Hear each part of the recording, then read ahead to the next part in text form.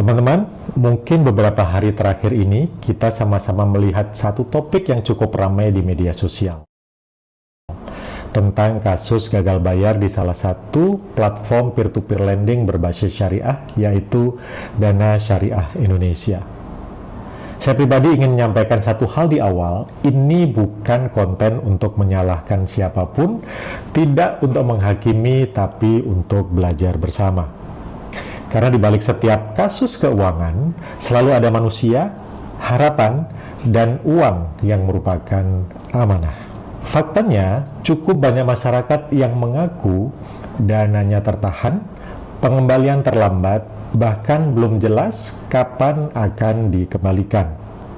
Bagi sebagian orang, ini bukan sekedar angka. Ini uang hasil kerja keras, ini dana masa depan. Dan wajar kalau muncul rasa kecewa, marah, bahkan takut. Pertanyaannya, sebenarnya bagaimana cerita kasus ini bisa terjadi? Dana Syariah Indonesia atau DSI dikenal sebagai platform peer-to-peer lending berbasis syariah. Model bisnis peer-to-peer lending sebenarnya sangat sederhana. Investor menyalurkan dana tersebut kemudian dipakai untuk membiayai sebuah proyek atau usaha, lalu investor mendapatkan imbal hasil. Dalam versi syariah, akadnya menggunakan prinsip-prinsip Islam, diawasi oleh Dewan Pengawas Syariah, dan terdaftar secara resmi. Masalah mulai muncul ketika sebagian proyek yang dibiayai tidak berjalan sesuai dengan rencana. Arus kas terganggu, pengembalian ke investor menjadi terlambat. Di titik ini banyak investor baru menyadari bahwa satu hal penting, peer-to-peer lending bukan tabungan, bukan juga deposito. Kalau kita tarik mundur ke belakang dan melihat dengan kacamata edukasi, ada beberapa faktor yang sering terjadi di industri peer-to-peer lending. Pertama, resiko proyek. Tidak semua proyek berjalan mulus, apalagi sektor seperti properti dan konstruksi. Kedua, manajemen resiko.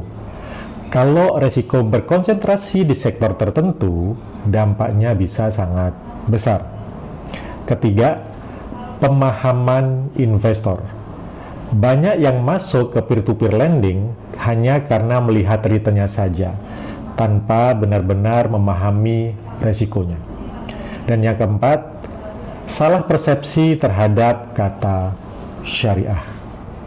Syariah itu bukan jaminan keuntungan. Syariah adalah tentang akad, tentang proses, dan tentang etika. Pelajaran penting buat kita semuanya. Pelajaran pertama, kalau returnnya tinggi, resiko pastinya ada. Pelajaran yang kedua, terdaftar dan diawasi oleh regulator tidak sama dengan dana kita dijamin. Pelajaran ketiga, peer-to-peer lending bukan tempat untuk dana vital seperti dana sekolah bulanan atau bahkan dana hidup berhari-hari untuk sehari-hari. Pelajaran keempat, label syariah bukan berarti bebas resiko, tapi justru menjadi pedoman untuk lebih bertanggung jawab secara amanah. Dan yang paling penting untuk kita pahami bersama adalah kita jangan berinvestasi pada instrumen yang kita tidak pahami. Kasus ini mengingatkan bahwa literasi keuangan atau edukasi keuangan itu bukan sebuah kemewahan, tapi adalah sebuah kebutuhan. Belajar keuangan adalah life skills yang harus kita pahamin. Ya, belajar keuangan bukan berarti kita takut berinvestasi. Justru supaya kita berinvestasi dengan sadar, tenang, dan sesuai dengan kebutuhan hidup dan tujuan hidup kita.